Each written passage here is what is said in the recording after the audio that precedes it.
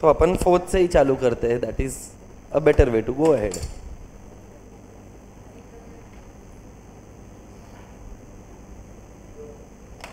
और कितने लोग हैं बेटा? कुछ लोग आने के बाकी है, तो फिर वेट करते हैं अपन, नहीं तो वापस वही इशू हो जाएगा। so, ये दीदी मैडम नए हैं।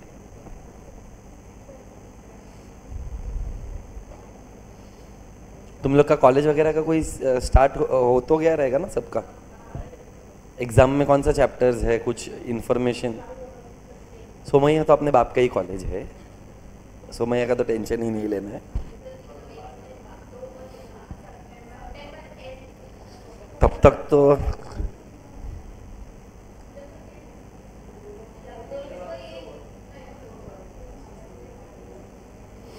नवरात्रि तो बहुत टाइम नहीं है बेटा, Navratri is in November end, so exam नहीं, exam will be before that.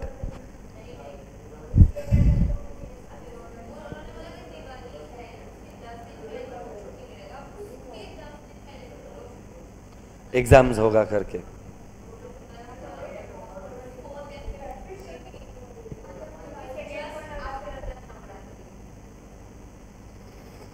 मजे है भाई तुम्हारे।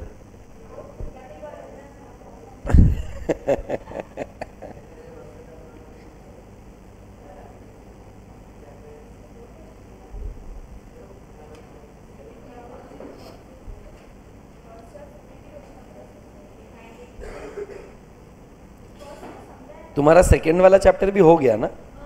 ओके। और फोर्थ थोड़ा भी स्टार्ट, मतलब सिर्फ इंट्रोडक्शन हुआ है?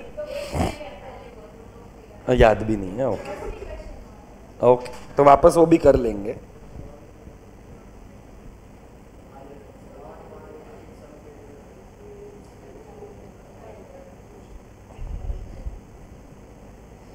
एट मार्क के क्वेश्चन तुम लोग लिखते हो? Do you right question and answers? हाँ हाँ करेक्ट। तो मैं भी लिखा हूँ ना, नहीं तो फिर मैं लिखवाएगा तो फिर लफड़ा हो जाएगा। We use to write even in 11th standard.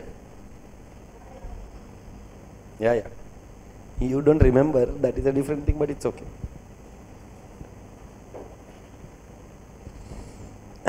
Navratri का डेट्स क्या है? 21st of, okay 22nd of सितंबर। बहुत टाइम है भाई तुम्हारे एग्जाम को, तो मजे करो। हाँ मैं वही इसी तो ही वही सोचूं, नहीं तो ये लोग फिर टर्म कब रखेंगे, प्रीलिम्स कब लेंगे। प्रीलिम्स तो जनरली जनवरी में होता है। हाँ वही दिसंबर एंड या तो जैन। पर टर्म के लिए भी है ना, इंफॉर्मेशन निकाल लो कि वो लोग क्या क्या पढ़ा रहे हैं कॉलेज में, तो उनका भी इतना ही हुआ है पढ़ा के। हाँ तो ऐसा कभी भी लगे ना कोई भलता ही चैप्टर चालू कर दिया है तो इन्फॉर्म कर देना बाबा। क्योंकि देख चैप्टर 4 तो ठीक है, मतलब हो तो जाएगा ही इफ देर आर लेक्चर्स। मेरे को भी नहीं पता, ये आने वाले हैं क्या ये लोग? मैसेज वैसेज डालो ना, नहीं तो अपन चालू कर देना भाई।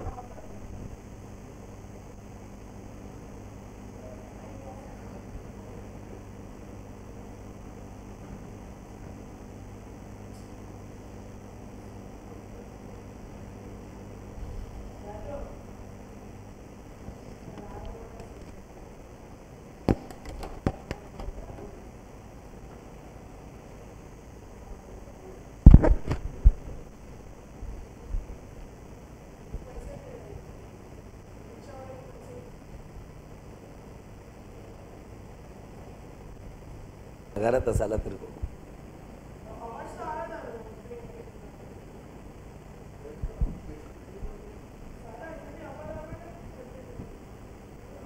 પાછળ ફાટક છે ને, ફાટક।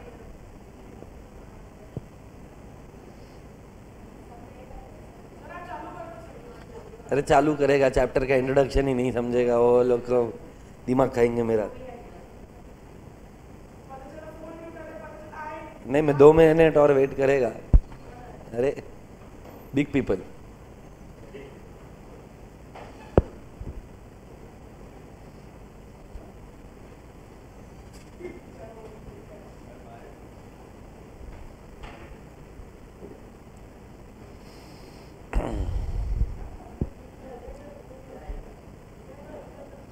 બેસ બેટા, બેસવામાં પણ આટલો વાર લગાડીશ તો લેક્ચર પતી જશે ભાઈ મારા. હાલ એક તો લેક્ચરમાં લેટ આવવાનું, પછી બેસવા માટે 7 મિનિટ વિચારવાનું. તારી માની जय बेटा, ऐसा तुझे लिखने का जरूरत नहीं है, तू है. चल आपका चैप्टर 2, 3, 4 हो चुका है. नहीं, 2 और 3 हो चुका है. 4th वाला स्टार्ट कर रहा हूँ, which is by the name of supply analysis. Before we understand supply, तुम लोगों को एक वर्ड समझना पड़ेगा जिसका नाम है प्रोडक्शन.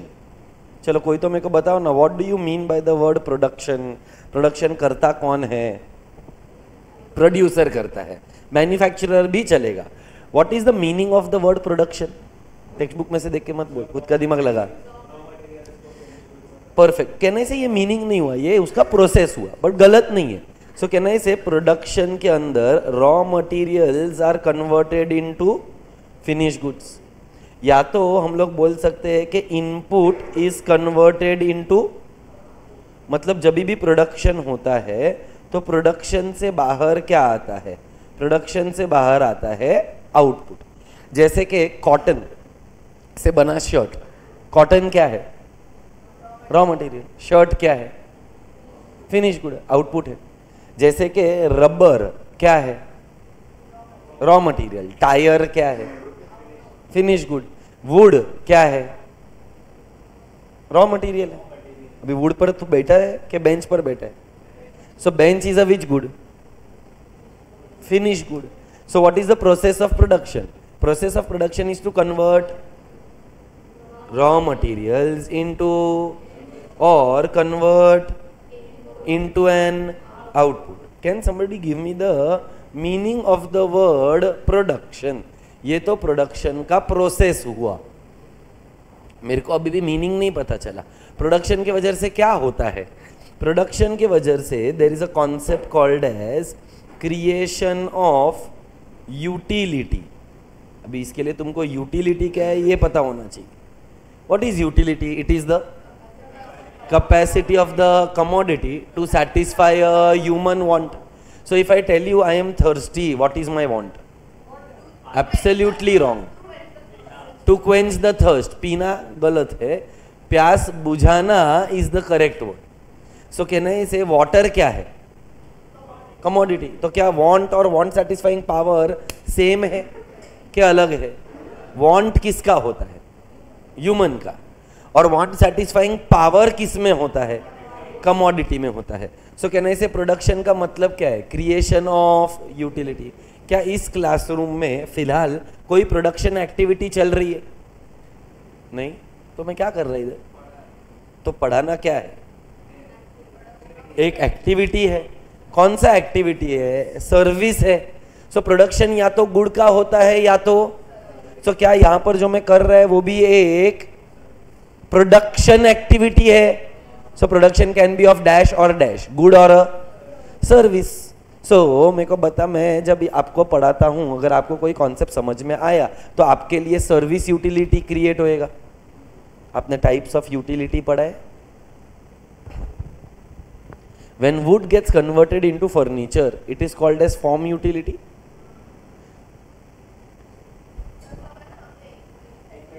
तो तुमको पढ़ना तो है ही ना. तू एग्जाम में ये थोड़ी बोलेगी कि मैंने 1 महीने पहले पढ़ा है. हाँ, तो करना चाहिए बेटा. 3 ही तो चैप्टर हुए हैं, पढ़ो.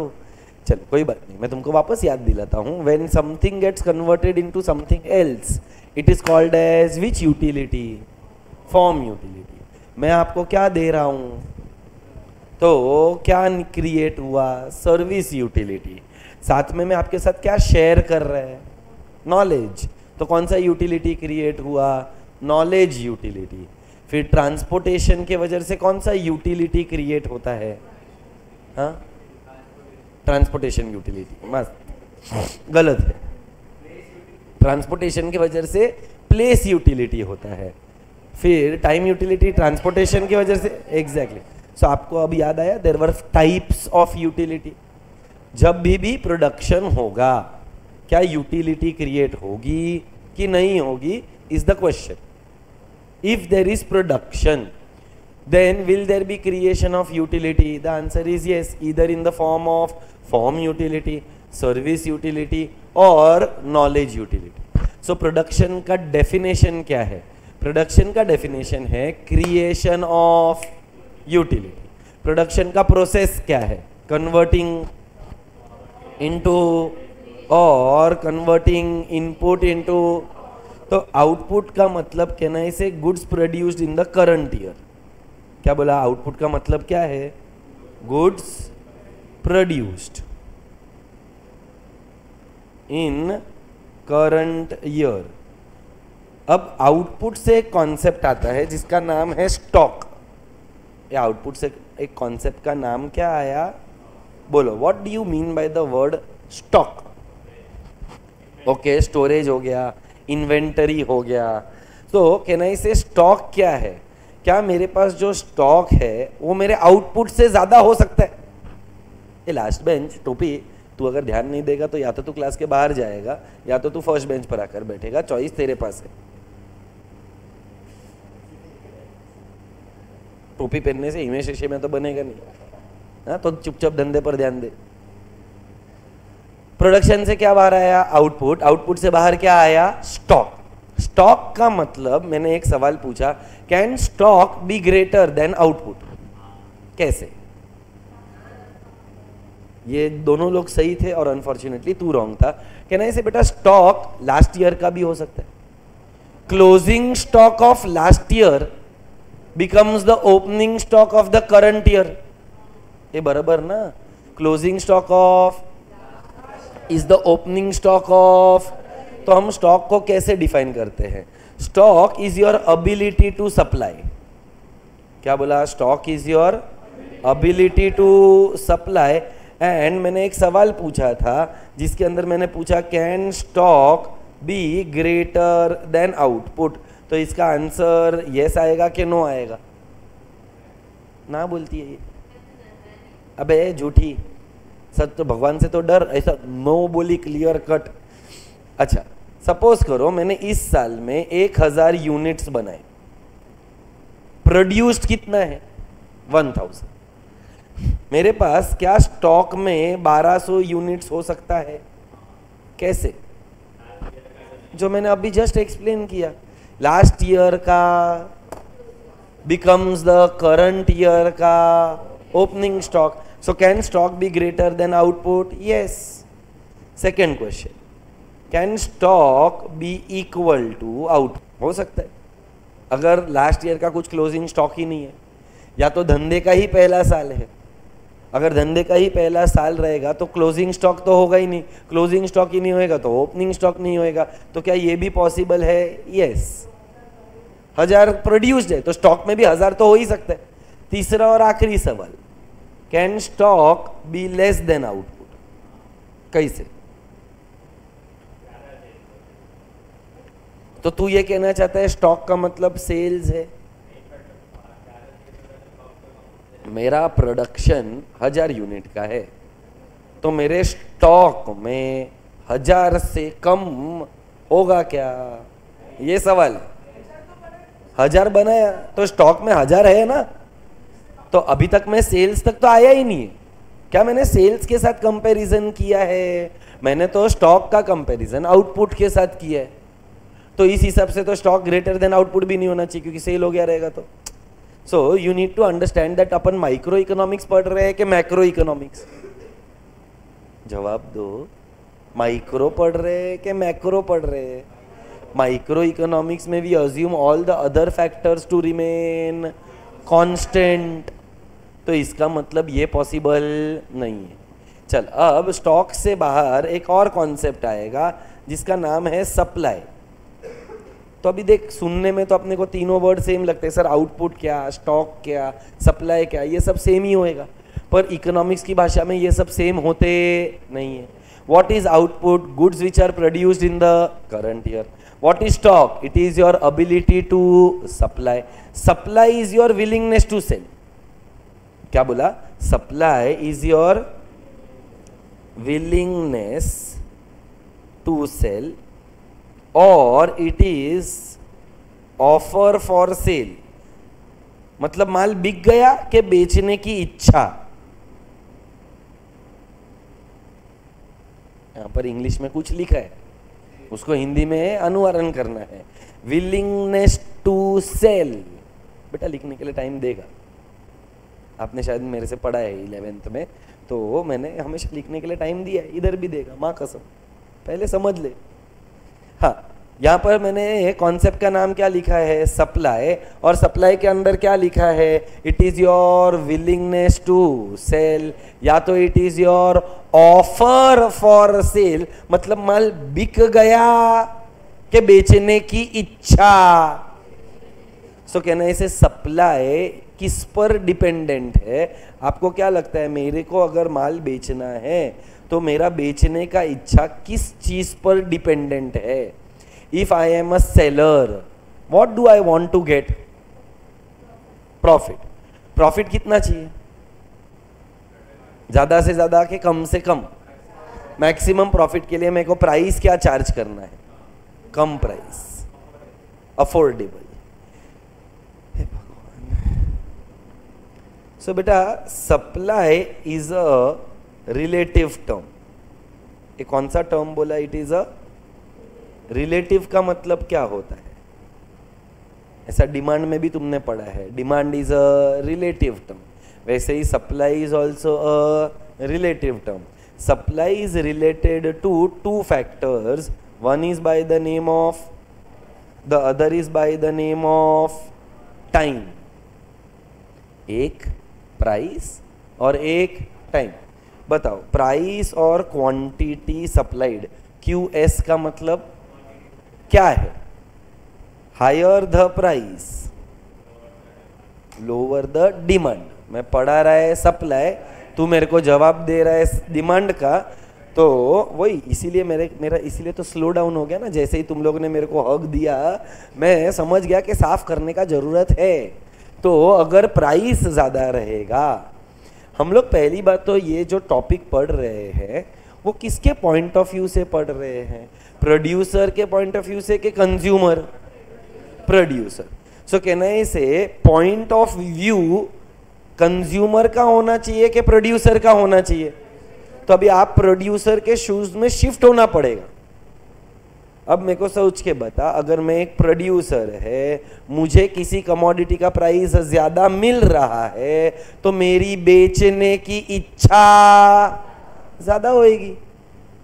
तो higher the price, higher the supply, lower the price, lower the supply. This is called as the law of supply. तुमने एक लॉ पढ़ा था, लॉ ऑफ डिमांड, पर वो किसके पॉइंट ऑफ व्यू से था, कंज्यूमर। अब तू एक नया लॉ पढ़ेगा जिसका नाम है लॉ ऑफ, वो तू किसके पॉइंट ऑफ व्यू से पढ़ेगा, प्रोड्यूसर। क्या कंज्यूमर और प्रोड्यूसर का पॉइंट ऑफ व्यू सेम है? कंज्यूमर को क्या चाहिए, maximum. Wow wow my God, consumer, अरे चीचे सुन सुन, कंज्यूमर को क्या चाहिए, इसीलिए उसके लिए lower the price higher the demand. But producer को क्या चाहिए, मैक्सिमम प्रॉफिट, तो वो कौन सा प्राइस चार्ज करेगा, higher. So higher the price, higher the supply, lower the price, lower the supply. This is called as law of supply, this is called as law of supply. बोलो ओम भट्ट स्वाहा, ये बराबर है। अब मेरे को बता, डिमांड में रिलेशनशिप कैसा आया था, इनवर्स आया था। सप्लाई में रिलेशनशिप इनवर्स आया कि डायरेक्ट आया? डायरेक्ट का मतलब क्या होता है, कहना है इसे ये डायरेक्ट रिलेशनशिप है। क्यों डायरेक्ट है? क्योंकि जो एरोज है वो कौन से डायरेक्शन में जा रहा है, so arrows are going in which direction, same direction. When arrows go in same direction, we call this as which relationship? When arrows go in opposite direction, then it is called as inverse. So economics is all about relationships, not the ones which you want, but the ones which economics has given. अच्छा, इसमें तुम्हारी बजाने वाले आदमी का नाम one and only. So law of demand किसने दिया? Alfred Marshall. Law of diminishing marginal utility किसने दिया? Alfred Marshall. Law of supply किसने दिया? Alfred Marshall. बोलो एल्फ्रेड मार्शल बाबा की जय। Are we clear? अब मेरे को एक बात बता, जब कर्व या जब रिलेशनशिप इनवर्स था तो कर्व कैसा आया था? डाउनवर्ड। अब रिलेशनशिप क्या है तो कर्व कैसा आएगा? तो can I say it is upward sloping curve from left to right. अच्छा, अगर मैं तेको बोलूं कि this is your price, this is your quantity, अब लॉ ऑफ सप्लाई क्या बोलता था? Higher the price higher the supply. तो प्राइस का एरो क्या किया? डाउनवर्ड क्या अपवर्ड? अगर प्राइस बढ़ गया P1 तो देख अपना क्वांटिटी सप्लाइड भी बढ़ गया to Q1। So higher the price higher is the supply. अच्छा, दूसरा प्राइस हो गया P2, बढ़ गया कि कम हो गया डायग्राम में? तो प्राइस फॉल हो गया।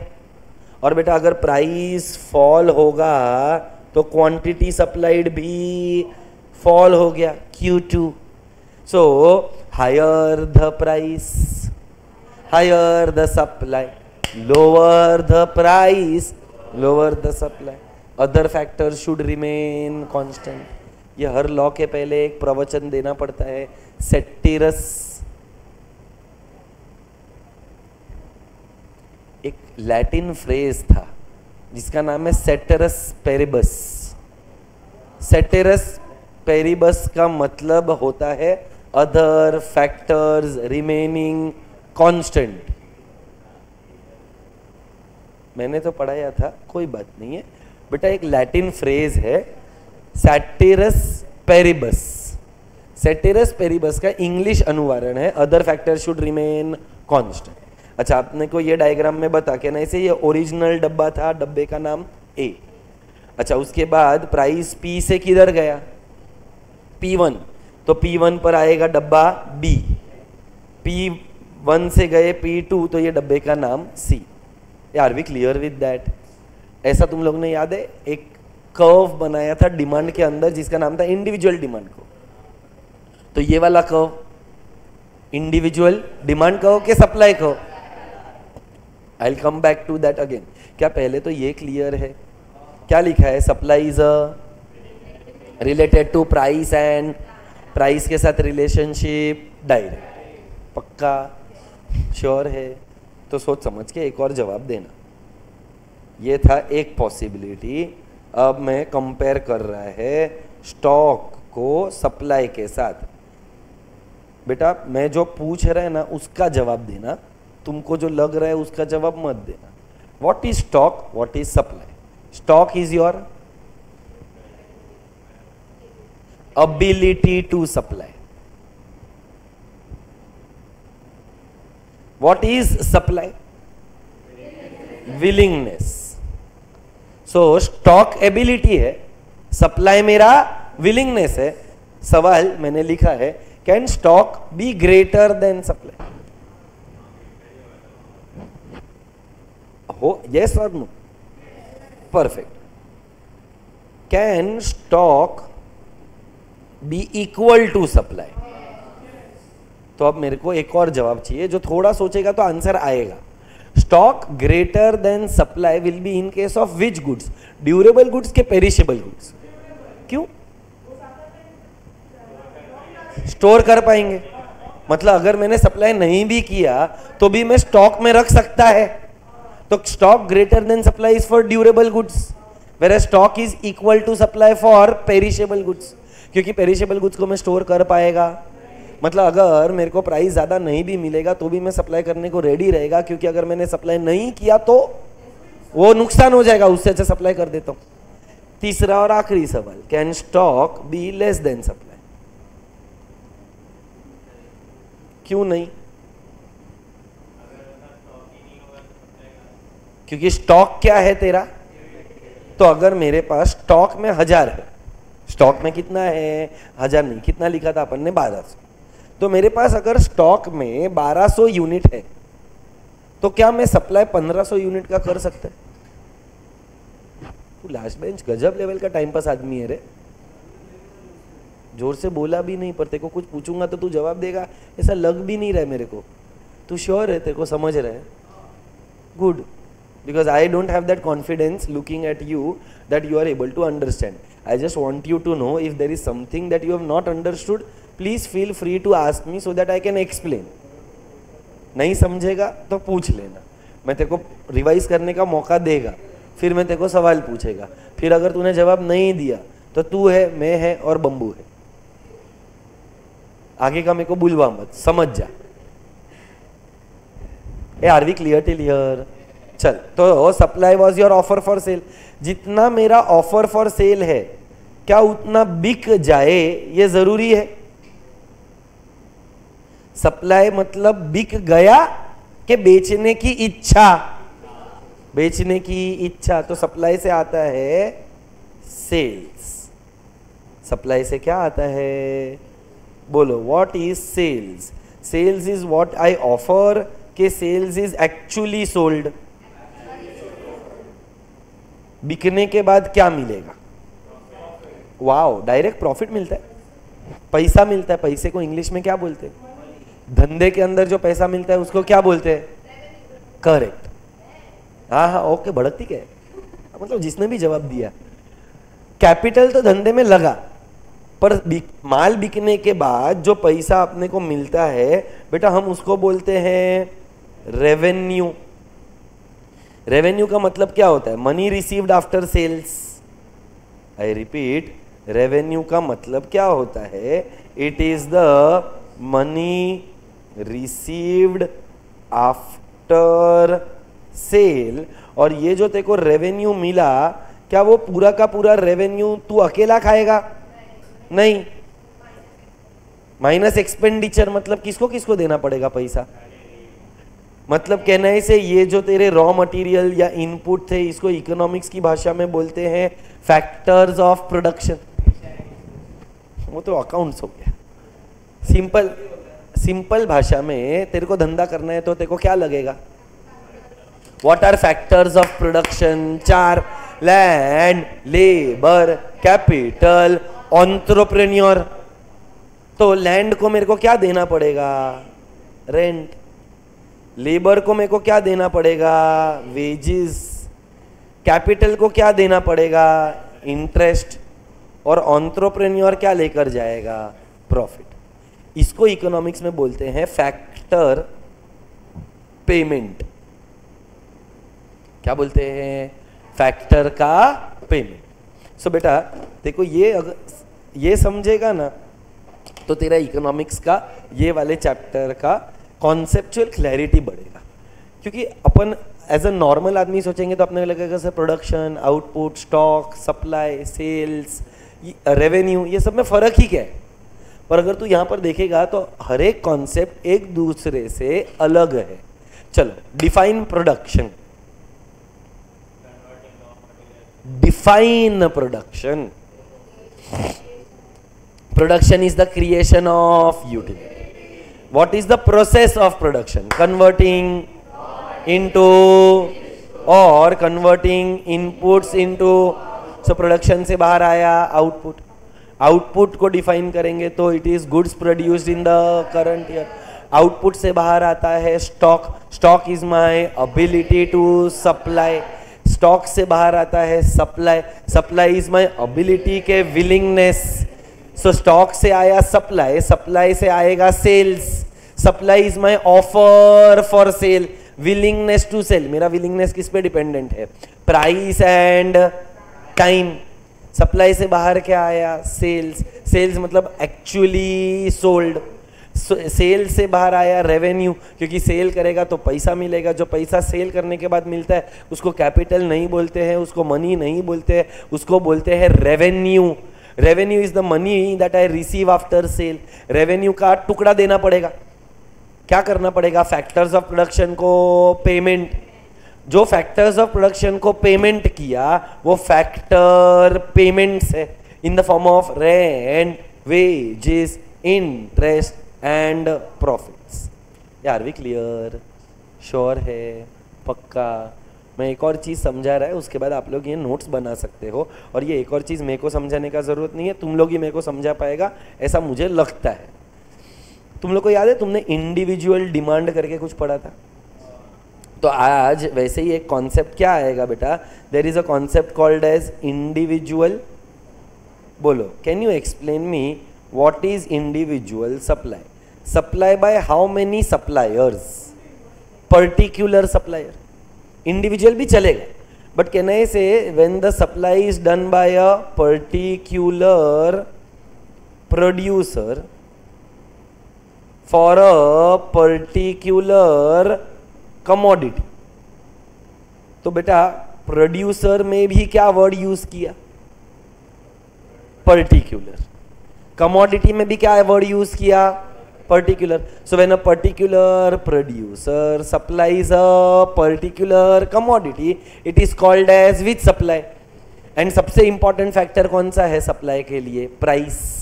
तो तुम लोग मेरे को बताओ, अगर मैं यहां पर लिखूं प्राइस और quantity supplied, what was the relationship between price and quantity supplied? Direct था। तो चलो, अगर प्राइस 5 4 3 2 1 है तो प्राइस राइज हो रहा है, फॉल हो रहा है, डिक्रीज मत बोल, क्योंकि शायद तेरे को एक कॉन्सेप्ट याद रहेगा, increase and decrease. Now increase and decrease are different than expansion and contraction. तो यू शुड यूज प्राइस के साथ you should use the word fall. Price क्या हो रहा है? फॉल। तो क्वांटिटी सप्लाइड क्या होएगा? फॉल। तो 5 पर 50, तो 4 पर 40, 30, 20, 10। ये बराबर है? प्लॉट करने को आता है? मैं नहीं करेगा, तुम लोग खुद से करेगा। वाई एक्सिस पर क्या आता है? प्राइस। एक्स एक्सिस पे क्या आता है? Quantity supply. तो यहाँ पर 1 2 3 4 5, यहाँ पर आएगा 10 20 30 40 50। पॉइंट्स को प्लॉट करो, कर्व बनाओ, डब्बा बनाओ, ये तुम्हारा जवाबदारी। चलेगा क्या? क्यों ये करवा रहा हूँ? क्योंकि ऐसा ही एक सिमिलर कॉन्सेप्ट तुमने डिमांड में भी किया है। जैसे इंडिविजुअल सप्लाई यहाँ पर लिखा है, वैसा ही तुमने एक सिमिलर कॉन्सेप्ट इंडिविजुअल डिमांड करके पढ़ा था। Give me another concept.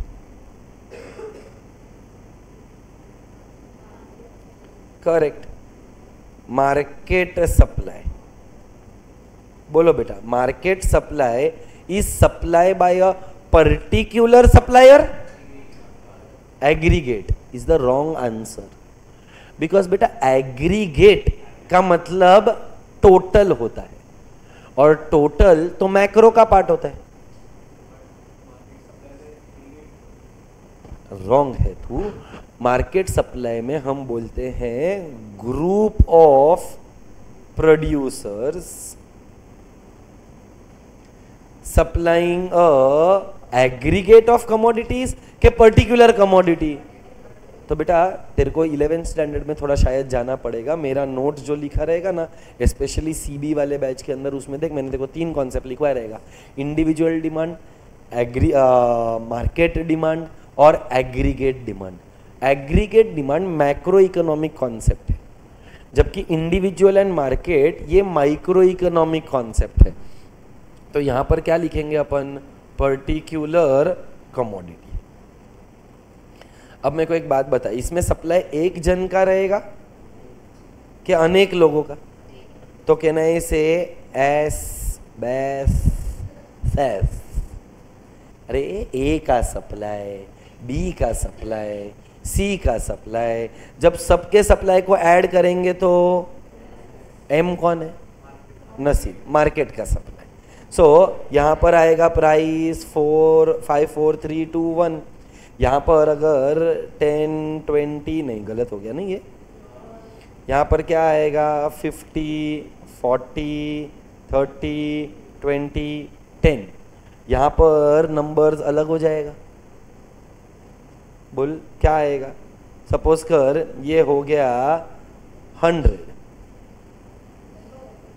बोल भाई बोल। प्राइस 4 हो गया, तो सप्लाई बढ़ जाएगा कि कम हो जाएगा? कम हो जाएगा। तो लेट्स टेक दिस एज 80, कुछ भी ले सकते हैं, वैसे तो 90 भी ले सकते हैं। तूने 80 बोला तो मैंने 80 लिखा। चल यहाँ पर 40, यहाँ पर 20। इन शॉर्ट अपने को क्या देखना है कि जो रिलेशनशिप है वो डायरेक्ट है कि इनवर्स है? डायरेक्ट। प्राइस क्या हो गया? इनवर्स बोला ना दारूड़िया। हाँ नहीं, तू बोलता ही किधर है बेटा? हमको सिर्फ तेरी आवाज सुनाई देती है, तूने थोड़ी बोला ऐसी। मैंने इन, उसने इन बोला, मैंने डायरेक्ट बोला, इन डायरेक्ट हो गया। मतलब तेरे को मेरे सर पर कुछ लिखा हुआ दिख रहा है? मतलब मैं तेरे लिए गाना गाऊं? जाने दे। ऐसे ही अगर सी का सप्लाई का बात करेंगे तो अगर ये 200 है तो ये हो जाएगा 160, 120, 80, 40। सबको ऐड कर देंगे तो मिलेगा market supply. So how do we get market supply? कहने से market supply is the summation of individual supply. क्या बोला? Market supply is the summation of. So बता, मार्केट सप्लाई इधर 200, 350 आएगा, यहाँ पर कितना आएगा? 280 आएगा, ये 210 हो गया, 140 हो गया, 70 हो गया। Are we clear? तो मार्केट का जो सप्लाई कर्व रहेगा वो क्लोजर टू द ओरिजिन रहेगा कि it will be away from the origin? Away from the origin. Why away from the origin? क्योंकि मार्केट सप्लाई में एक जन का सप्लाई है कि अनेक लोगों का सप्लाई है? मल्टीपल लोगों का सप्लाई है। तो नंबर्स जो मार्केट सप्लाई में आएंगे वो स्मॉल नंबर्स होंगे कि बिग नंबर्स होंगे? तो इसीलिए जो कर्व बनेगा वो ओरिजिन के क्लोजर बनेगा कि ओरिजिन से फार बनेगा? Far. Are we clear? So देख बेटा, with that we have completed a couple of answers. देख, सबसे पहला आंसर का नाम क्या था? Explain the concept of output, stock and supply. क्या मैंने तुमको सिर्फ इतना ही पढ़ाया कि इससे ज्यादा ही पढ़ाया? क्या क्या पढ़ाया तेरे को? चल, सबसे पहला व्हाट इज प्रोडक्शन? प्रोडक्शन से बाहर आउटपुट, आउटपुट से बाहर स्टॉक, स्टॉक से बाहर सप्लाई, से बाहर सेल, से बाहर रेवेन्यू के अलग अलग concepts, rent, wages, interest, profit. So पूछा था आउटपुट, स्टॉक और सप्लाई, बट मैंने तुमको थोड़ा ओवरऑल अंडरस्टैंडिंग दिया क्योंकि वो इंपॉर्टेंट है, आज नहीं तो कल कहीं ना कहीं काम में आएगा। Are we clear with question number 1? Next question number 2, explain the concept of and the concept of individual supply is the supply by a how many producer? Individual producer. Individual supply के अंदर ये उसका schedule और आपको बनाना है diagram, जो मैंने already individual के लिए बनाया। आप लोग टेबल वही लो जो अपने को टेक्स्ट बुक में दिया है, क्योंकि गवर्नमेंट टेक्स्ट बुक है। गवर्नमेंट टेक्स्ट बुक में जो नंबर्स दिए, मैंने नंबर्स क्या लिया था? 5, 4, 3, 2, 1। वो लोग ने नंबर्स क्या दिया है? 10, 20, 30। मतलब वो लोग ने प्राइस को बढ़ाया तो सप्लाई भी बढ़ गया, क्वांटिटी सप्लाई। यहाँ पर देखेगा तो ए का सप्लाई, बी का सप्लाई, सी का सप्लाई, सबके सप्लाई को ऐड करेंगे तो मिल जाएगा market supply. Are we clear? I want you to complete the notes. लिख लो ये। इसके बाद आप लोग इंडिविजुअल सप्लाई को और मार्केट सप्लाई को भी क्लास में ही कंप्लीट करोगे। You will draw the table, you will draw the diagram.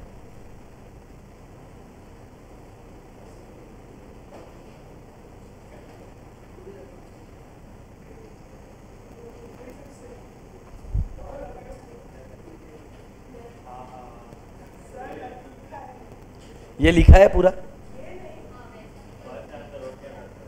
हाँ, तो ये लिख ले।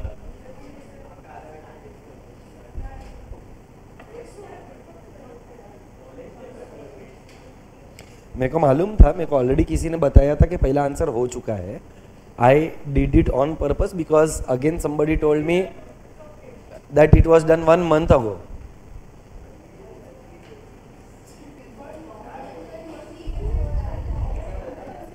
भाई साहब, आपके पास 15 मिनट है ये कंप्लीट करने के लिए बस। हाँ, हाँ बेटा, तेरे को तो ऐसा पीछे घुमा कर लात मार के बाहर निकालेगा, तेरे को जाना ही है। तो I will give you an excellent exit.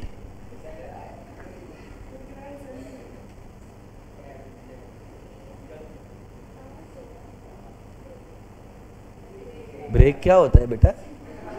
ऐसा कुछ होता है क्या? मेरे को नहीं पता। अबा जबा डबा, ये तेरा ब्रेक जैसा ही है भाई। नोट्स में वैसे ही तुम लोग टाइम पास करते हो भाई। इसको खत्म करने के लिए 15 मिनट थोड़ी लगता है, 10 मिनट लगता है। मैंने 5 मिनट ज़्यादा ही दिए। अभी भी तुमने पिछले 5 मिनट से फुल टाइम पास ही किए बात तो। हाँ, मैं 5 मिनट पहले मेरा कॉन्सेप्ट पढ़ा करोगे तो तू चिल मार। देखो नहीं लिखने का है तो योर कॉल। सब कुछ नहीं लिखा है। I don't think so you have written production. I don't think so you have written sales. I don't think so you have. तो सर आंसर के अंदर स्टॉक, सप्लाई और आउटपुट ही था, जबकि यहाँ पर प्रोडक्शन है, सेल्स है, रेवेन्यू है।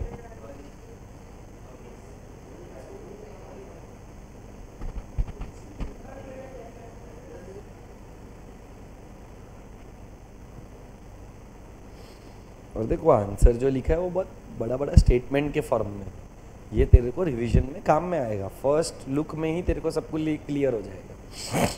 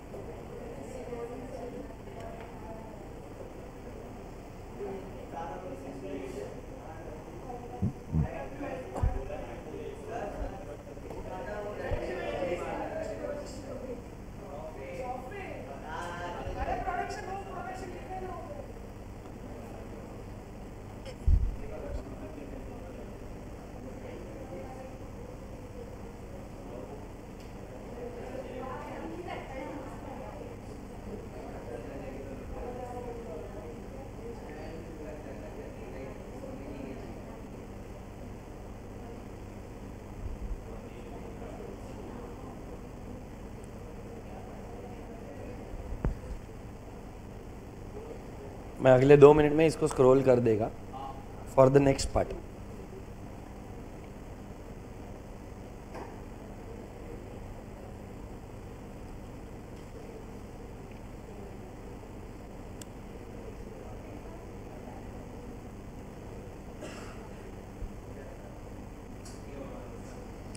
जिसने लेट चालू किया उसका क्या? कोई बात नहीं बेटा, I will wait for that much time, don't worry.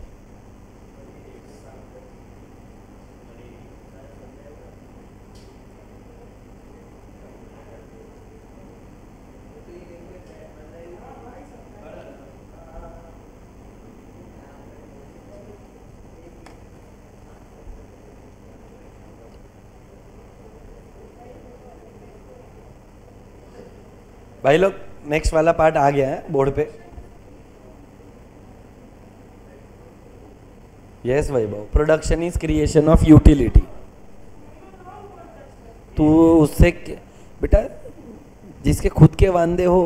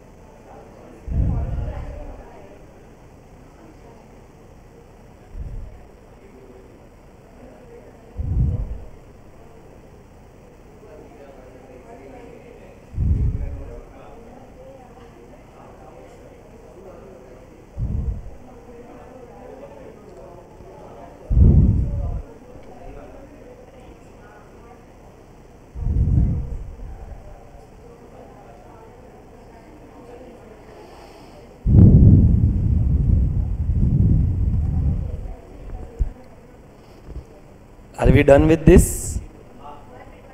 Okay, waiting.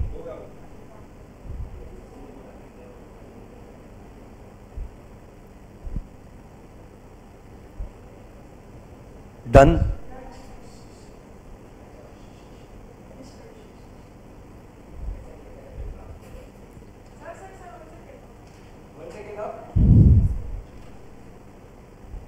Diagram बनाना है.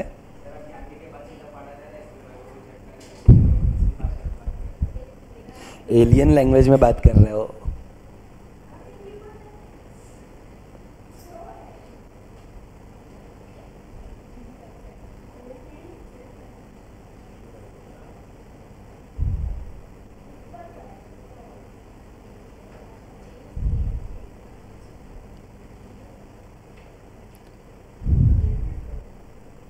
मैंने तो कुछ किया ही नहीं है, सब कुछ है.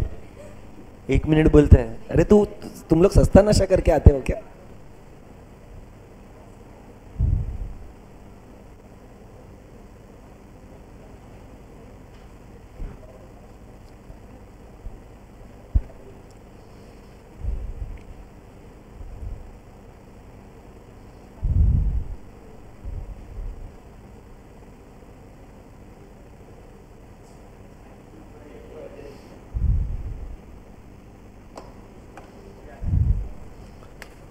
डायग्राम बनाना है बेटा.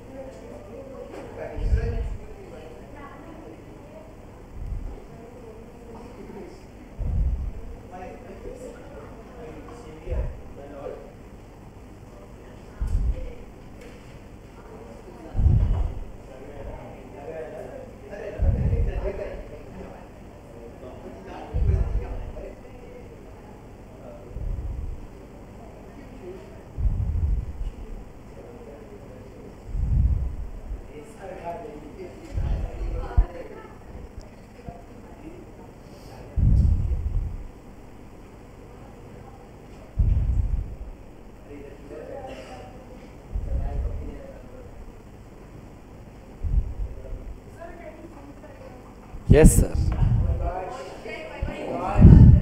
So much English. I don't understand, bro.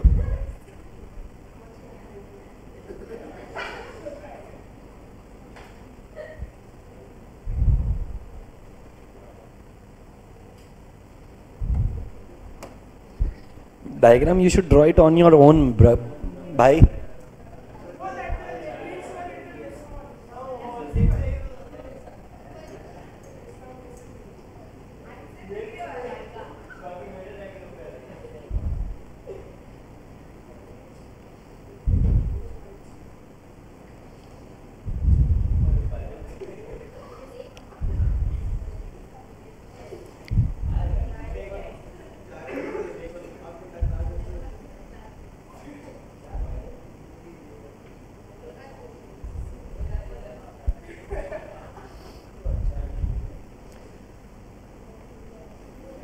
Last 2 minutes, 3 minutes.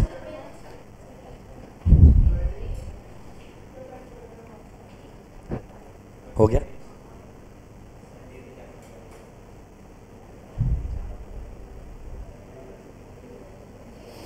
बेटा डायग्राम के वाई और एक्स एक्सिस को नाम देना, वरना डायग्राम बेचारा अनाथ हो जाएगा. Please ensure that the names are given.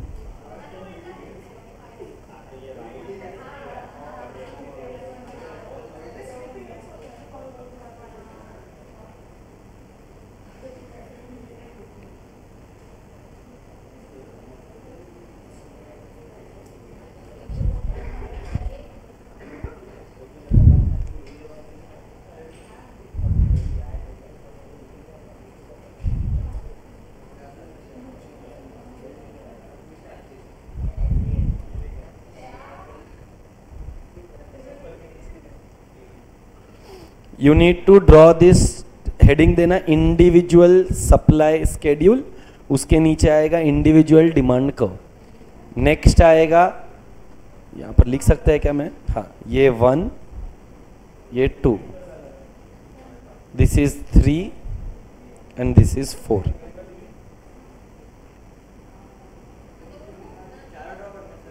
Yes, table diagram, table diagram. पहला वाला टेबल किसका है और डायग्राम किसका है, इंडिविजुअल सप्लाई का। दूसरा वाला टेबल और डायग्राम किसका है, मार्केट सप्लाई का। टेबल और ये, पहले मैं सिर्फ टेबल पर जूम कर रहा हूं, बट बेटा आप लोग सिर्फ इंडिविजुअल का टेबल बनाना, नहीं तो कुछ बेवड़े लोग रहेंगे जो मार्केट का भी बना डालेंगे। इंडिविजुअल के नीचे individual, give the heading as individual supply curve.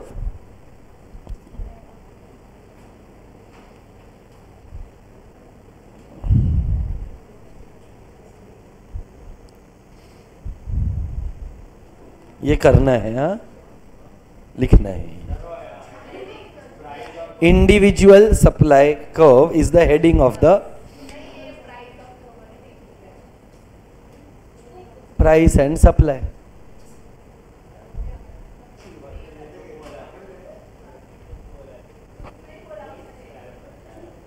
छुप गया ऐसा बोली वो।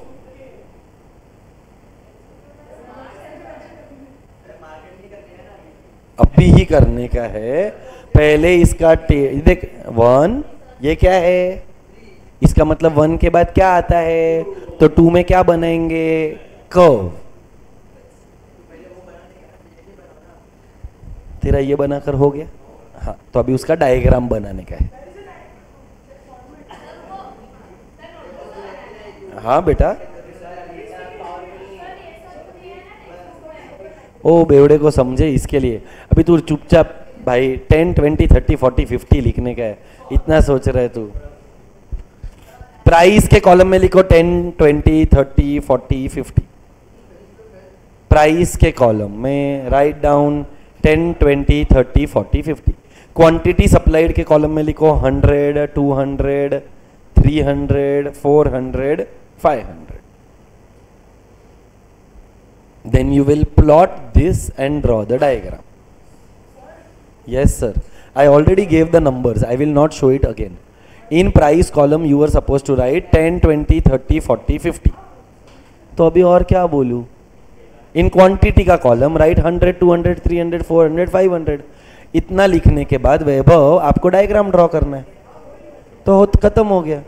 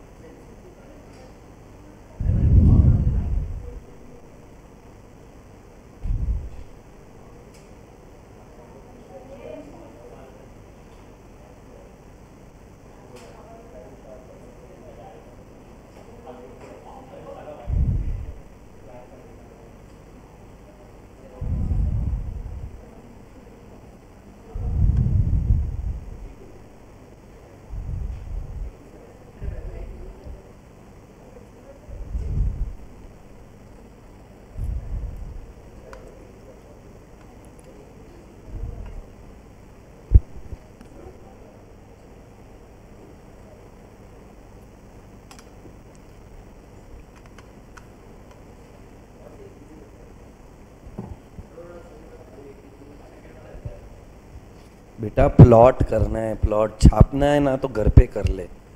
तो इसमें भी अगर कॉपी करेगा ना, तो I don't know how are you going to draw it in exam. बेटा तेरे को टेबल दिया, टेबल, ए चीचे तेरे साथ बात कर रहा हूँ, जिसने भी बोला जूम करने के लिए, हाँ सॉरी, वही गाउठी है।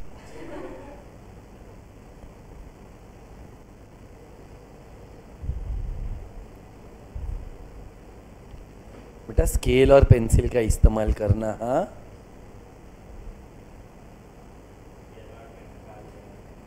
स्केल और पेन का किया। क्या स्केल पर एक्स एक्सिस पर तूने 1 सेंटीमीटर लिया है कि राम भरोसे? पॉइंट को प्लॉट करने का मतलब होता है to take measurement and draw. Y axis पर अगर एक लाइन लिया है तो चलेगा, एक्स एक्सिस पे 0 से लेकर 100 1 सेंटीमीटर, 100 से 200 1 मोर सेंटीमीटर।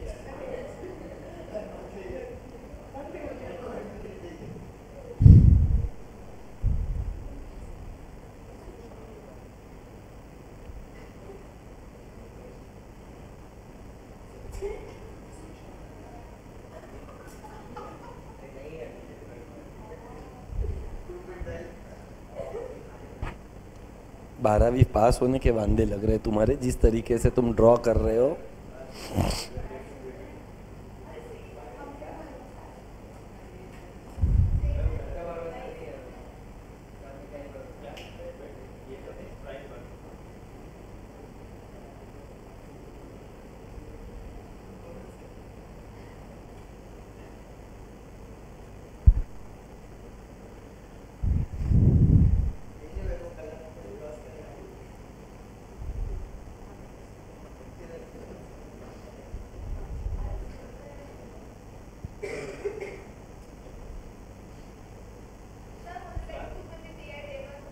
सेम ही है।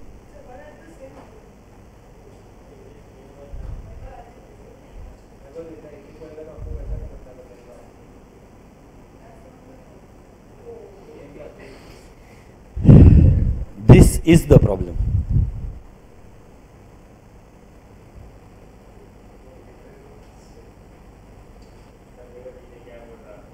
बोल ना बेटा, मुंह।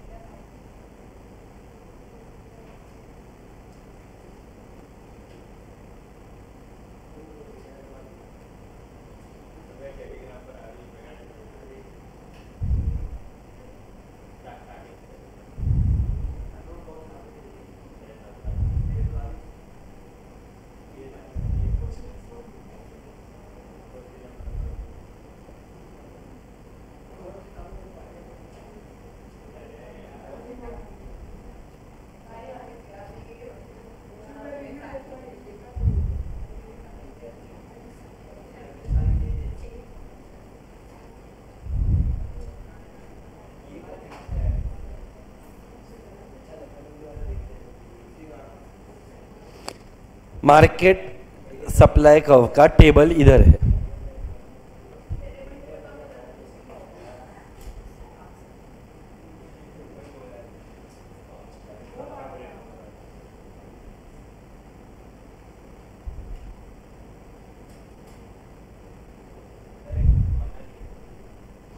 टेबल के बाद डायग्राम बनाओ बस, तो फिर उसके बाद एक आंसर खत्म करना and that's it for the day. एक और आंसर पढ़ना है and that's it for the day.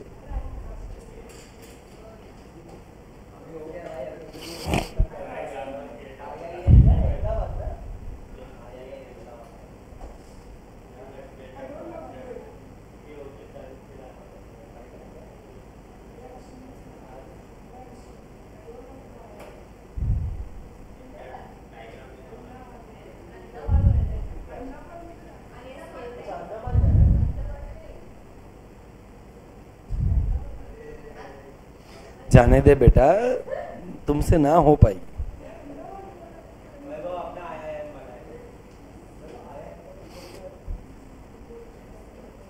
The diagram is on the board.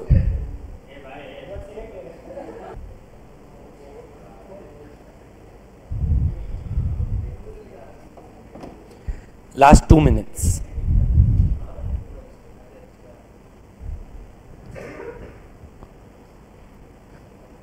Exam में ऐसा नीट एंड क्लीन बनाएगा तो मार्क्स ज़्यादा मिलेगा। तूने बहुत अच्छे से डायग्राम ड्रॉ किया है, ऐसा ही डायग्राम एग्जाम में भी ड्रॉ करना।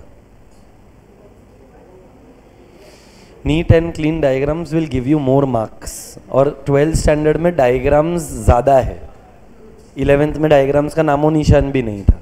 सो तुमने जितना भी चैप्टर अभी तक पढ़ा है सब चैप्टर्स में डायग्राम था. Utility, demand, elasticity of demand और ये सप्लाई.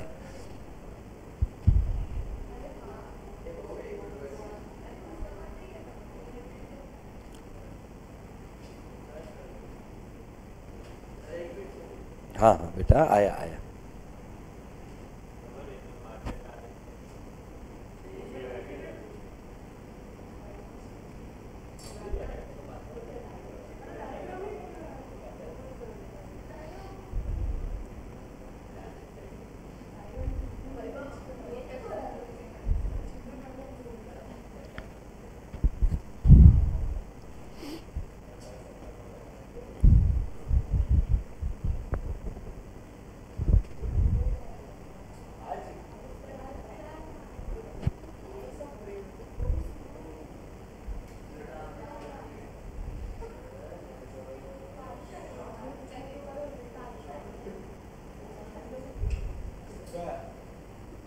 आ गया.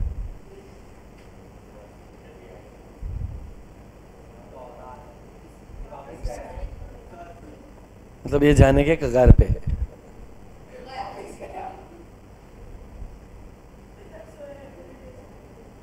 Everyday problems.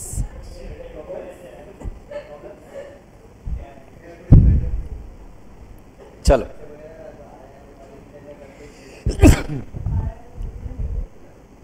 Indian institute of Mulund. चलो, so one last answer, but a very very important answer, one of the sure shot questions in exam as well. चलो सबका books बंद और ध्यान यहाँ पर. तो ओपन रखने का, ओपन रख, मेरे को प्रॉब्लम नहीं है, पर ध्यान इधर देना, ऐसा मेरा कहने का मतलब है. चलो, तुम लोगों ने एक कॉन्सेप्ट पढ़ा था जिसका नाम था determinants of demand. Similarly there are certain determinants of supply. Determinants के लिए एक और वर्ड क्या यूज होता है? फैक्टर्स. एक और वर्ड कौन सा यूज होता है? और सबसे इंपॉर्टेंट फैक्टर जो सप्लाई को अफेक्ट करता है वो कौन है? The most important factor is price. पर सिर्फ प्राइस नहीं बोलने का, क्योंकि प्राइस बहुत सारी चीजें होती है. प्राइस फ्यूचर का भी हो सकता है, प्राइस ऑफ सब्सटीट्यूट गुड हो सकता है.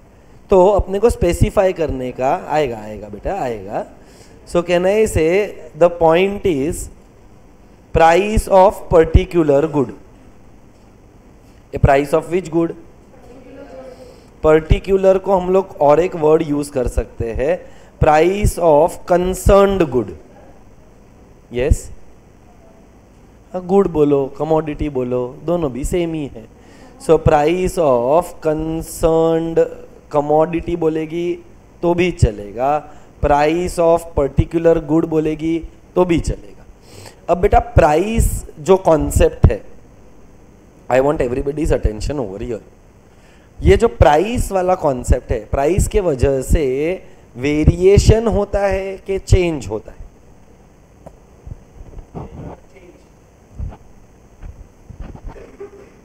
Because of price there is variation in quantity supplied. या तो we call it as change in quantity supplied. दोनों में एक वर्ड कॉमन है. तो जब भी प्राइस होता है we take the reference of the word quantity. अच्छा, इनके दो बच्चे थे वेरिएशन के, करेक्ट. सो यहां पर भी हम दो कॉन्सेप्ट पढ़ेंगे. एक का नाम आएगा एक्सपांशन इन क्वांटिटी सप्लाइड, दूसरे का नाम आएगा कॉन्ट्रैक्शन इन क्वांटिटी सप्लाइड. कैसे, वो समझने का ट्राई करते हैं. चल, does price have a relationship with quantity supplied?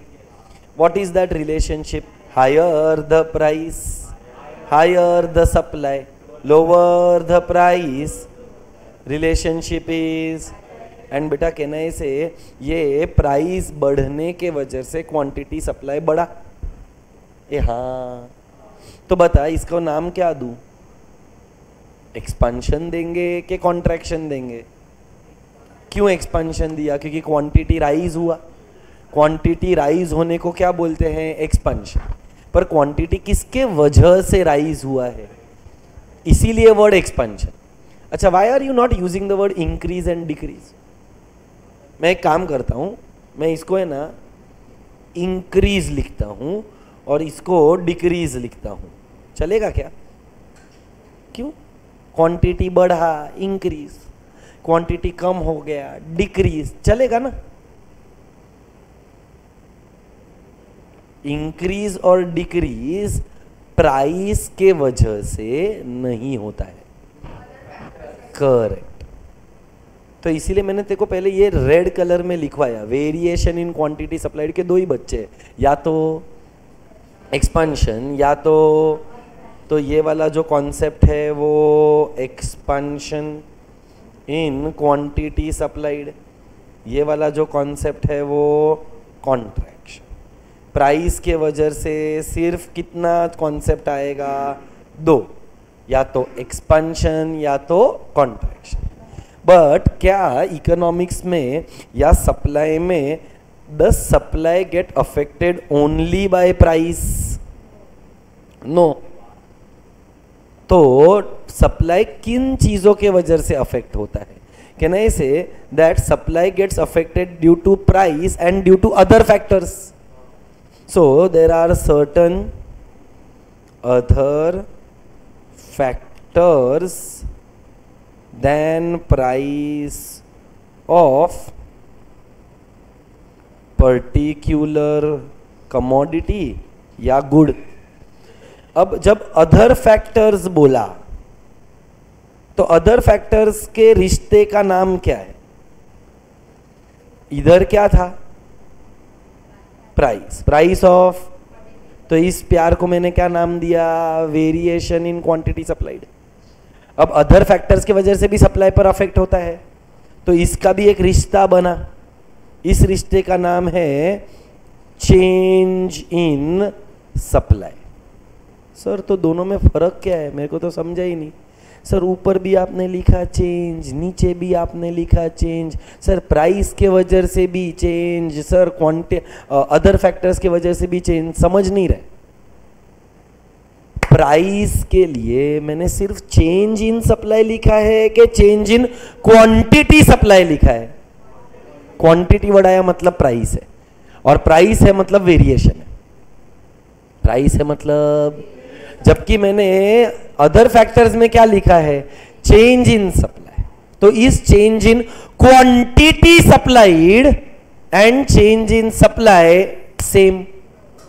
Change in quantity supplied is because of a particular commodity. सिर्फ प्राइस मत बोल। But change in supply is because of, अभी इनके भी दो बच्चे हुए, बोलो इसके दो बच्चों का नाम। पर इंक्रीज और डिक्रीज इन सप्लाई प्राइस के वजह से होगा, बस ये अदर फैक्टर्स के वजह से होएगा। तो क्या supply gets affected due to the cost of production? Question mark. मैं एक प्रोड्यूसर है, प्रोड्यूसर को प्रोडक्शन करना है। क्या प्रोडक्शन कॉस्ट पर डिपेंडेंट है कि नहीं है? कैसे? वो एक्सप्लेन कर। ये लिखा कॉस्ट ऑफ प्रोडक्शन, यहां पर लिखा एसएस। एसएस मतलब सप्लाई, क्यूएस मतलब क्वांटिटी सप्लाइड। बोल बेटा, अगर कॉस्ट बढ़ गया तो सप्लाई बढ़ेगा। Explain how. ये बोल रहा है कम होएगा, तू बोल रहा है बढ़ेगा, और दोनों का रीजंस दो। मुझे नहीं पता है कौन सही है।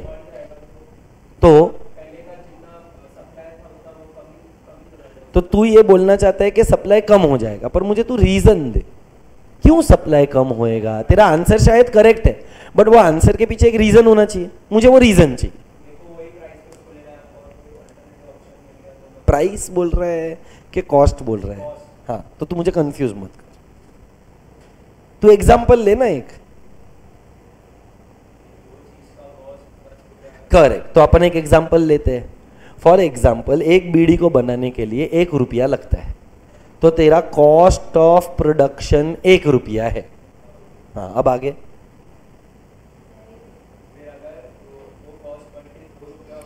₹2 हो गया, कॉस्ट बढ़ गया। कैसे, वो प्रूव करना है। I agree with you, but अच्छा, मैं तेरे को अगर इसका कॉन्ट्राडिक्टरी देगा ना तो तू मेरी बात से अग्री करेगा, इसके लिए मैं बोल नहीं रहा हूं। करेक्ट, मस्त, ये देख एकदम जो मैं बोलने वाला था वही बोला वो। कॉस्ट बढ़ेगा तो मैं प्राइस बढ़ा डालेगा, higher the price higher the supply, मतलब तुम लोग जो बोल रहे हो वो गलत है। अच्छा, वो क्या बोला, मैं तुझे वो बोलता हूं। वो बोला कॉस्ट बढ़ेगा तो मैं प्राइस बढ़ाएगा, प्राइस बढ़ेगा तो सप्लाई तो बढ़ता है।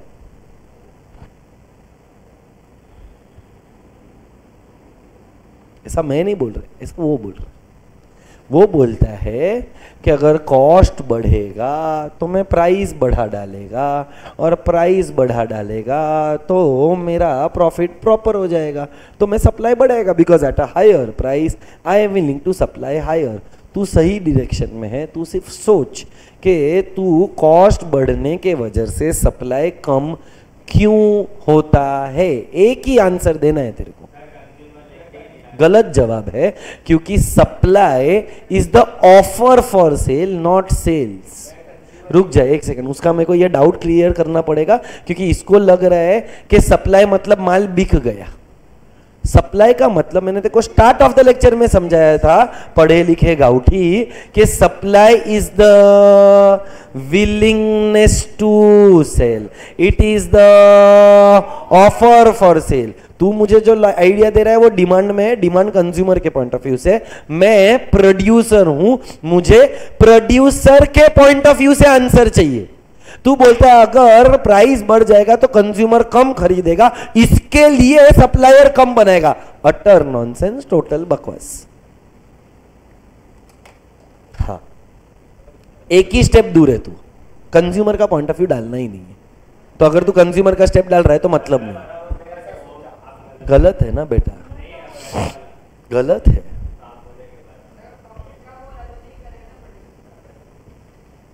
तो इसका लॉजिक अप्लाई करते हैं, क्योंकि ये तो बोल रहा है ना कि अगर प्राइस में कॉस्ट बढ़ेगा तो मैं प्राइस बढ़ा डालेगा, तो तेरा प्रॉफिट वाला प्रॉब्लम सॉल्व हो गया।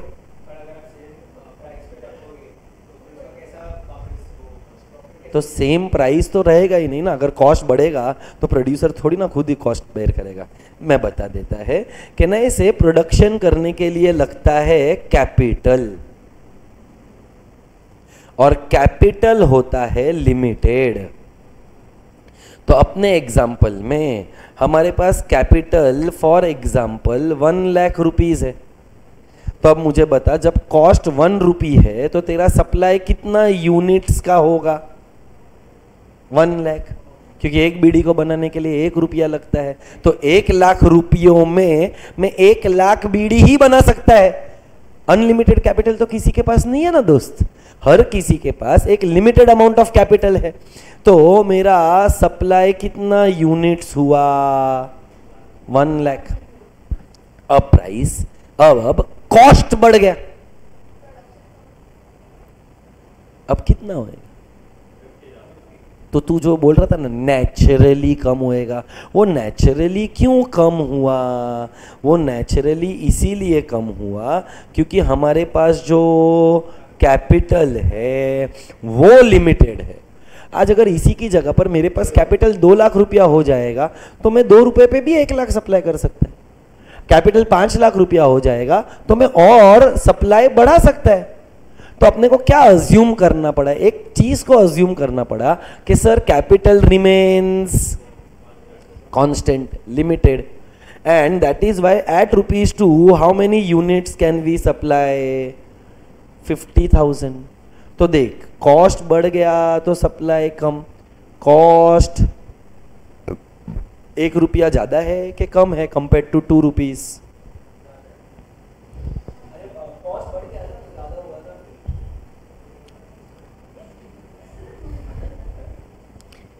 1 रुपया 2 रुपये से ज्यादा है। पर मैंने ये तो ऑलरेडी समझा दिया ना, तो अब मैं उसका उल्टा समझा रहा हूं। When cost is 1, it is lower than 2, so cost is less, then supply will be more. So what is the relationship? Why did we get an inverse relationship? Because capital is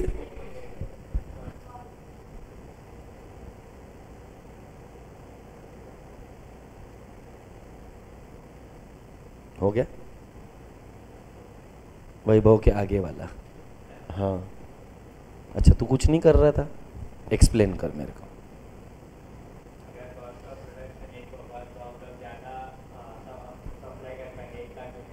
क्यों 1 लाख बना?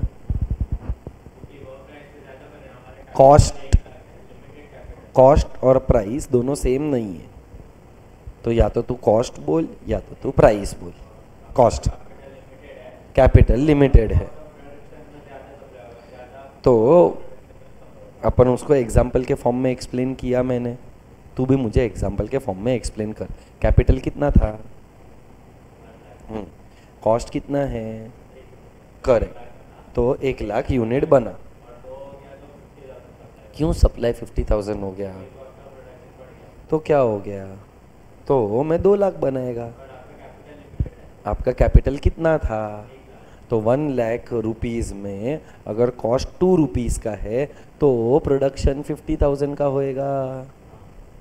जब मैं ये explain कर रहा था ना, तब आप दोनों कुछ तो बात कर रहे थे और टेक्स्ट बुक में पेजेस आगे पीछे कर रहे थे। तो अगर तू मुझे ये बोल रहा है कि तू कुछ नहीं कर रहा था, तो ये गलत है। देखो कॉन्सेप्ट आया, वेरी गुड, पर कुछ तो तू कर रहा था। आगे बढ़ता हूँ। एक क्या कॉस्ट वाला पॉइंट सबको क्लियर है? Do we have a doubt in this? Price का पॉइंट ऑफ व्यू इसमें लाने का नहीं, प्रॉफिट का पॉइंट ऑफ व्यू लाने का नहीं। We are assuming all the other factors to remain. Price भी कांस्टेंट, कैपिटल भी कांस्टेंट, प्रॉफिट भी कांस्टेंट, सब कुछ constant, because micro economics theory के अंदर all the other factors remain constant. चल तीसरा, will technology affect the supply for the commodity? कभी कभी नहीं करेगा ही, इसीलिए मैंने लिखा है।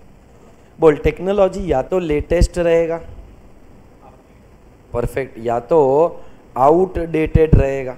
ऑब्सोलीट भी बोलते हैं इसको। आउटडेटेड के लिए एक और वर्ड क्या है?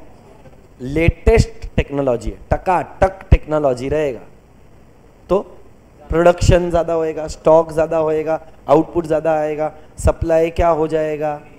मस्त वर्ड यूज किया, नहीं एकदम परफेक्ट था। कैन आई से दैट ये सप्लाई हो गया राइस, पर किसके वजह से सप्लाई बढ़ा? प्राइस की वजह से क्या अदर फैक्टर्स? अदर फैक्टर के वजह से होगा तो हम उसको क्या बोलेंगे? इंक्रीज। और अगर यहाँ पर भी अगर मेरे को लिखने का रहेगा तो ये इंक्रीज है, नहीं गलत लिखा ना। सप्लाई क्या हो गया? राइज हो गया कि फॉल हो गया? सप्लाई इधर इधर, हाँ, तो इसको क्या बोलेंगे? डिक्रीज। यहाँ पर सप्लाई क्या हो गया? बढ़ गया, तो इसको क्या बोलेंगे? इंक्रीज। अब शब्द इंक्रीज और डिक्रीज क्यों हो गए? क्योंकि अदर फैक्टर्स है। बोल, लेटेस्ट टेक्नोलॉजी रहेगा तो सप्लाई इंक्रीज, आउटडेटेड टेक्नोलॉजी रहेगा तो supply will decrease. Do you agree? बोल, इसके अलावा तुमने एक और पॉइंट पढ़ा है, फ्यूचर एक्सपेक्टेशन अबाउट प्राइस। तू कौन है? कंज्यूमर है कि फिलहाल प्रोड्यूसर है? प्रोड्यूसर को लगता है कि फ्यूचर में कमोडिटी का प्राइस बढ़ने वाला है,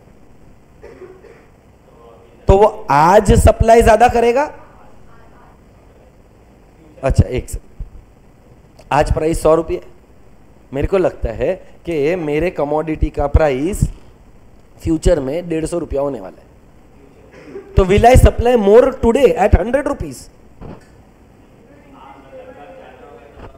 तो जब ज्यादा होगा तब सप्लाई करूंगा, तो आज का supply decrease. When am I getting a higher price? In the present के in the future? So if I expect the prices to rise in the future, तो मेरा present supply decrease.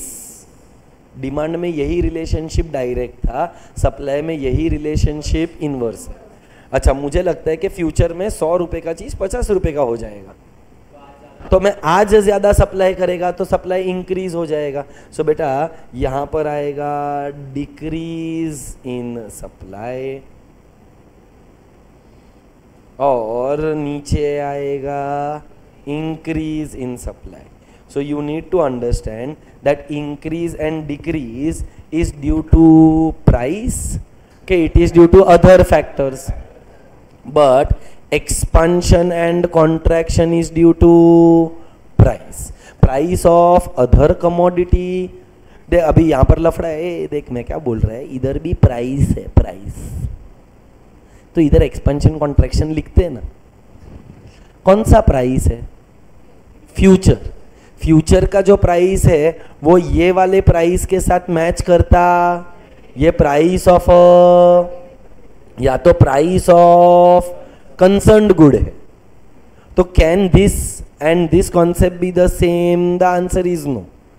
Are we clear? अच्छा, will government policy affect the supply? अभी ये explain करने का कोशिश करो। How will government policy affect the supply?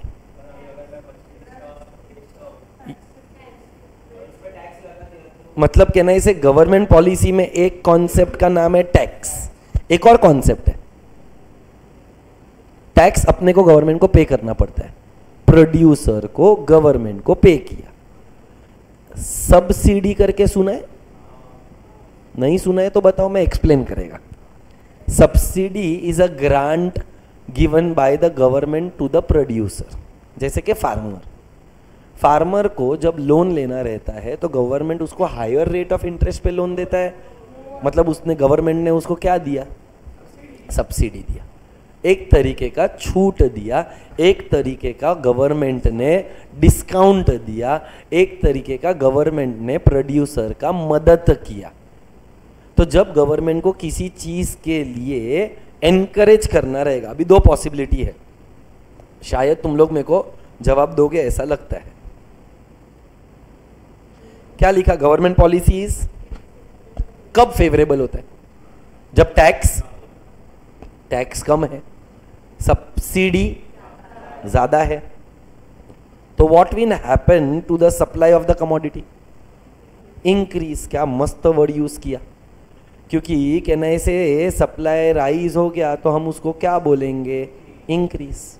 अच्छा, what will happen if the government policy is unfavourable? Tax ज्यादा रहेगा, सब्सिडीज लेस रहेगा, तो सप्लाई डिक्रीज हो जाएगा। Are we clear with that? Similarly, does climate और natural conditions affect the supply? Explain तुमको करना पड़ेगा, पॉइंट में दे रहा हूं। कौन सा conditions? Natural conditions. Natural conditions मतलब क्लाइमेटिक कंडीशंस भी बोल सकता है तू। तो क्लाइमेटिक कहना इसे, ये वाला जो पॉइंट है, this is for agricultural goods. कौन सा गुड्स? बोलो क्या होएगा अगर नेचुरल कंडीशन, जैसे कि मॉनसून प्रॉपरली आया, क्रॉप अच्छा हो जाएगा तो सप्लाई, इसको तू क्या बोलेगा? इकोनॉमी। ओके, एक्सपेंशन बोलेगा, कॉन्ट्रैक्शन बोलेगा कि इंक्रीज बोलेगा? सो कहना इसे नेचुरल कंडीशंस भी या तो फेवरेबल या तो, और अगर फेवरेबल रहेगा तो सप्लाई के ऊपर इम्पैक्ट क्या आएगा? फेवरेबल रहेगा तो सप्लाई इंक्रीज, अनफेवरेबल रहेगा तो सप्लाई डिक्रीज। यहाँ पर वापस इंक्रीज और डिक्रीज, ये बराबर है। सप्लाई करने के लिए क्या इंफ्रास्ट्रक्चर का रिक्वायरमेंट है? क्या रिक्वायरमेंट है? स्टोरेज होना चाहिए, फिर ट्रांसपोर्टेशन होना चाहिए, कैन आई से ट्रांसपोर्टेशन, स्टोरेज, वेयर हाउसिंग, ये सब, पैकेजिंग, करेक्ट, कॉमर्स पढ़ा रही है मेरे को ये, ओसी। सो कैन आई से एक पॉइंट है जिसका नाम है इंफ्रास्ट्रक्चर फैसिलिटी। अगर इंफ्रास्ट्रक्चर फैसिलिटी एडवांस्ड है, इंफ्रास्ट्रक्चर फैसिलिटी अच्छा है, डेवलप्ड है, ज्यादा है, अगर इनमें से कुछ भी है तो सप्लाई क्या हो जाएगा? इंक्रीज हो जाएगा। और अगर आउटडेटेड है, अवेलेबिलिटी, देख इंफ्रास्ट्रक्चर फैसिलिटी का अवेलेबिलिटी ज्यादा तो सप्लाई भी ज्यादा। अगर इंफ्रास्ट्रक्चर फैसिलिटी का अवेलेबिलिटी कम तो सप्लाई भी कम। बट अपन हिंदी के वर्ड्स यूज नहीं करेंगे, अपन इंग्लिश के वर्ड्स यूज करेंगे, increase and decrease. Are we clear with that? So देख अपने टेक्स्ट बुक के अंदर है ना ऐसे ही कुछ तो पॉइंट्स दिए गए हैं विच is by the name of determinants of supply. दिखा क्या? मेरे ऑर्डर में और उनके ऑर्डर में थोड़ा ऊपर नीचे होएगा, बट मोर और लेस सारे पॉइंट्स कवर हुए होंगे। क्या हो गया? ये वाला अपना वाला टेक्स्ट बुक है, प्रोफेशनल एकेडमी। चल, सबसे पहला पॉइंट क्या आया बेटा? Price of commodity. दूसरा पॉइंट इंफ्रास्ट्रक्चर। तीसरा पॉइंट नेचुरल कंडीशन। चौथा पॉइंट गवर्नमेंट पॉलिसी। पांचवा point technology, state of technology. Next वाला पॉइंट कॉस्ट ऑफ प्रोडक्शन। उसके बाद future expectation about price, and there are many other factors. Are we clear? तो many other factors में क्या क्या आया sir? Price of other goods, export and import, industrial relationship, availability of factors of production, ऐसे multiple और बहुत सारे other factors है जिसकी वजह से सप्लाई या तो इंक्रीज होएगा या तो डिक्रीज होएगा। Are we clear? टोटल कितना फैक्टर्स पढ़ा? 8। उसमें से 7 अलग से पढ़ा, 8वां तो अदर फैक्टर्स का नाम दे दिया। सबको ये समझा है? नोट्स कंप्लीट करो and that should be it for the day, but with a condition कि नेक्स्ट लेक्चर में मैं तुम लोगों को ये वाले क्वेश्चन पे क्वेश्चनिंग करेगा। You can not come to a class without coming revised, and those who are my ex students would know what are the consequences of coming to a class without coming or without revised in the classroom. Dare you come without revision? I am very clear. नहीं तो है ना, मेरे को class में अभी पढ़ाएगा, भले ही 10:30 बजे तक लेना पड़ेगा मेरे को लेक्चर, मेरे को फर्क नहीं पड़ता है, मेरे को तो उसका पैसा मिलता है। मैं तुमको इधर ही बिठाएगा और तुमसे इधर ही करवाएगा। एक बार चांस दे रहा हूँ, घर पे जाकर मेरे को ये पूरा आंसर प्रॉपरली रिवाइज्ड चाहिए जितना भी मैंने आज के लेक्चर में पढ़ाया। This is your question number 3। AC बंद करना है पर उसका रिमोट मेरे पास नहीं है भाई, तो डायरेक्ट कर दे।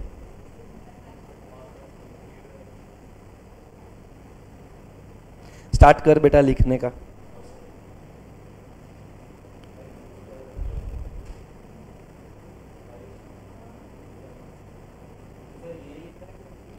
बेटा ये तो अंडरस्टैंडिंग के लिए है, तू एग्जाम में ये थोड़ी लिख कर आ सकता है। अच्छा बाय द वे, मैंने तो थोड़ा शानपट्टी किया, मैंने तेरे को उसके साथ और 4 आंसर पढ़ा दिया जो तेरे को शायद आज रियलाइज नहीं हो रहा है, बट मैंने तेरे को expansion in quantity supplied, contraction in quantity supplied, increase in supply, decrease in supply, variation in supply, change in supply, मैंने ये सारे कॉन्सेप्ट्स भी इसी के साथ कवर कर लिए। But as of now face value पे तुझे दिखेगा एक ही question, but in the hindsight I have covered another 4-5 answers.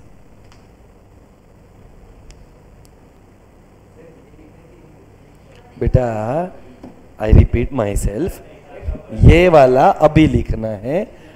Yes बेटा, तो फिर मैं ये क्यों दिखा रहा हूं? एग्जाम के अंदर आपको वो वाला आंसर लिखना है, ये वही है। वहां पर जो टेक्स्ट बुक में दिया है ना वो स्टेटमेंट फॉर्मेट में दिया है, ये मैंने तेरे को एरो के फॉर्मेट में किया है फॉर बेटर अंडरस्टैंडिंग। इसका ही तू स्टेटमेंट फ्रॉम कर ले।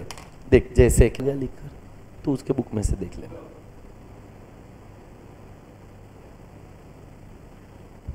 बेटा QS का फुल फॉर्म, SS का full form is quantity supplied and supply the same.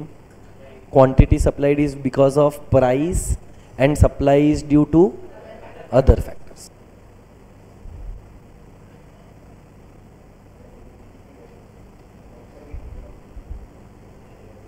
Second point done. आजा बेटा आजा।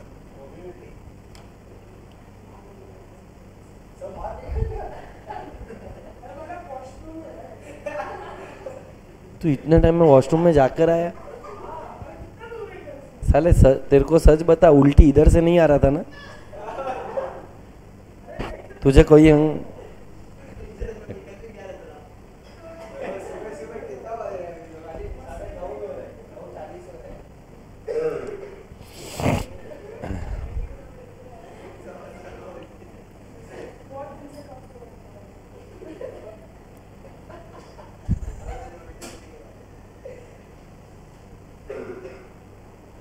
डॉक्टर के पास जाके आ बेटा, वायरल फीवर का सीज़न चल रहा है। मेरा भी हालत ख़राब है, बहुत बुखार वगैरह बहुत चल रहा है। ऊपर से मुलुंड में तो if I am not wrong dengue malaria के केसेस है बेटा। चड्डी पहनना थोड़े दिन बंद कर दे। हाँ वो तो मतलब रिस्क नहीं लेने का। अभी मुलुंड में बहुत केसेस आ रहे हैं डेंगू मलेरिया के।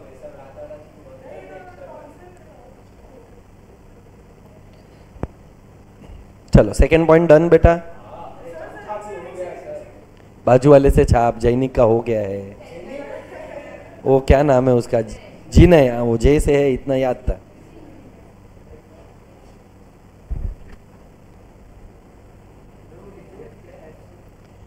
Future expectation about price, FEAP सबका होना चाहिए ना बेटा।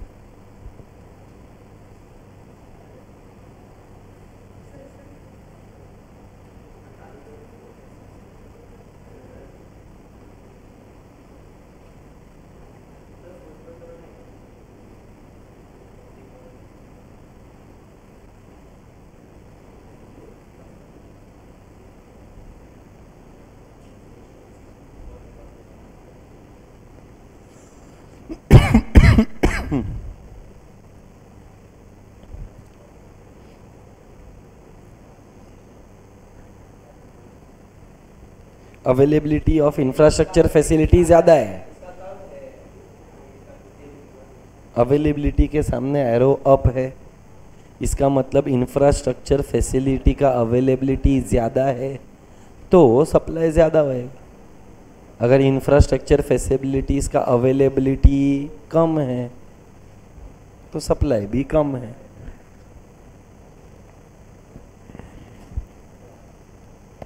बेटा आप लोगों ने इंक्रीज डिक्रीज भी लिखा है ना?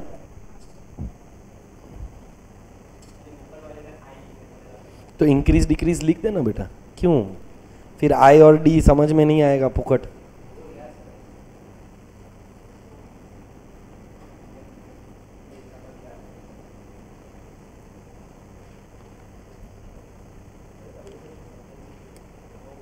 बस इतना ही, दैट्स इट। अदर फैक्टर्स देखो ऐसे ही पॉइंट बनाकर लिखने का है तो लिख दे अदर फैक्टर्स, और टेक्स्ट बुक में से हाँ तू लिख सकता है, so that you have entire thing at one go.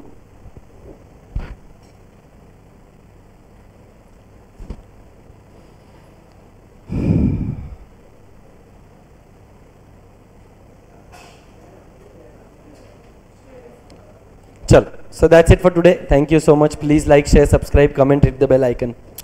Bye bye. Next lecture में क्वेश्चन 1, 2, 3 रिवाइज करके आना है।